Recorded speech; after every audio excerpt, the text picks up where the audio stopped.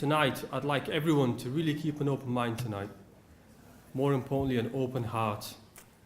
Now, you've already got an idea what the event's about, but I want this event to be a little bit more than just giving charity, etc. It's more about you today as well. It's a moment for you guys to reflect, as well as myself, and also reflect on what's going on in life as well. I want to share with you a quote from a gentleman called Mark Twain, and he said, "The two most important days in your life are the day you were born and the day you find out why." Just want you guys to think on that particular quote. It's quite an important statement, that is, especially the second one, the day you find out why. Now, you're probably wondering, out of all the topics I could have picked, why have I picked this particular topic? I personally believe if we all knew why we were supposed to be here and acted upon it, we wouldn't have any problems at all. So why are we here? What's life all about? What's the purpose of life? Let me share with you a story an alim told me about a year ago.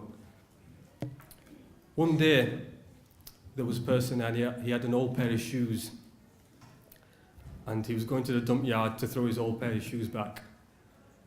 And the old pair of shoes, it spoke back. Yes, even an old pair of shoes with the help of Allah Ta'ala, anything can speak. And the old pair of shoes said, "Today you find me useless. You don't need me today. But when it rained, I took the water on my body and I protected your feet.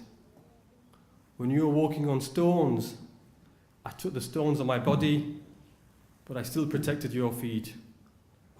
When you walked over thorns, I took the thorns on my chest, but I still protected your feet. I have served my purpose. Are you serving your purpose in life? If not, I, the shoe, am better than you." Now, you're probably going to look at your pair of shoes a little bit differently now. But just a normal item just like that is a great example of life. What is our purpose? Now, most of you are Muslims, some of you may not be. It's not a problem, but we all know we're all going to go one time. So it's really crucial to know what is the purpose of our life. I have a quote for you, another quote, which was said over 1400 years ago by an amazing man called Ali ibn Abi Talib. And he said, "How strange and foolish is man. He loses his health in gaining wealth. Then to regain health, he wastes his wealth. He ruins the present while worrying about his future, but weeps in the future by recalling his past. He lives as though death shall never come to him, but he dies in a way as if he were never born." And that was said over 1400 years ago. How applicable is that now? Probably more so now, today. We're all lost in this world, chasing after whatever we want to chase. I'm guilty of it myself. That's why I'm here. I'm lecturing myself at the same time. But we're always chasing the world, money, jobs. You want your degrees and you want your jobs. After that, you want a couple of properties. That's always the case, isn't it? But is that the real purpose of life? And why are you here? What brought you here at this particular event? MashaAllah, I didn't expect a full crowd. We were expecting 500, 600 people, but it seems like we've got close to 1,000. Now, some of you, I know, MashaAllah, a lot of my friends are big eaters, so you probably thought 4-course meal for 15 quid. It's a bargain. I'll take advantage of that. Not mentioning any names. Some of you thought maybe George is here. George can entertain us on a Saturday night. Not bad for 15 quid.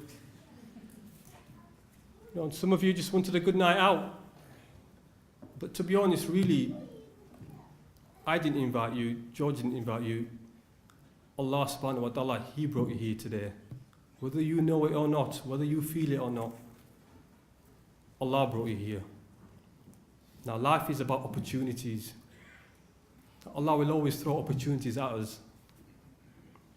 Whether it's good opportunities or bad opportunities, and it's our job to take these opportunities. Now, Allah may throw these opportunities at you in different ways. For example, someone may come to you with a particular project. It might be for widows, it might be for an orphanage, it might be for a medical center, it may be for a mosque. And you become slightly agitated thinking, these Muslims are always at it, always wanting money, knocking on my door. But you turn that opportunity down. Now Allah subhanahu wa ta'ala sees you turn that opportunity down, and as a result, He may turn down himself a blessing which was due to you, but he thinks maybe this person does not deserve these opportunities. Or maybe Allah subhanahu wa ta'ala throws his opportunities at you because He loves you, and He's giving you the opportunity to work on that purpose of life, to get you good deeds. Now the reason why I brought this topic up today is because in the past few months, and some of my friends could probably relate to this, I've lost count of the number of funerals I've visited, the number of janazas that I've read. And I'm not just talking about older people, it's younger people, unfortunately, leaving this dunya as well. And, you know, it's what is our purpose? I mean, a lot of these young men, you know, they've left a lot of property, a lot of wealth. But are we going to be taking that property and wealth with us? We're going to go down with 2 pieces of white cloth. We're going to go up only with our soul and our deeds. You know, we've just hit 2015, come 2016. How many of us are going to be here? Only Allah knows. Just want you to think on that. I have one final comment to make. MashaAllah, I was fortunate to go to Palestine roughly this time last year. And I met the Sheikh there at Al-Aqsa. And we asked him, you know, what practical steps can we take to help people in Palestine? And he said one thing. He said, visit Palestine. Because just like how you visit Makkah and Medina in thousands, you should visit Palestine as well, in thousands as well. It's a blessed land. Prophet Muhammad Sallallahu Alaihi Wasallam, as you know, read his namaz there, nafil there. He went to heaven, not from Makkah, not from Medina, he went from Palestine. That was the place he went.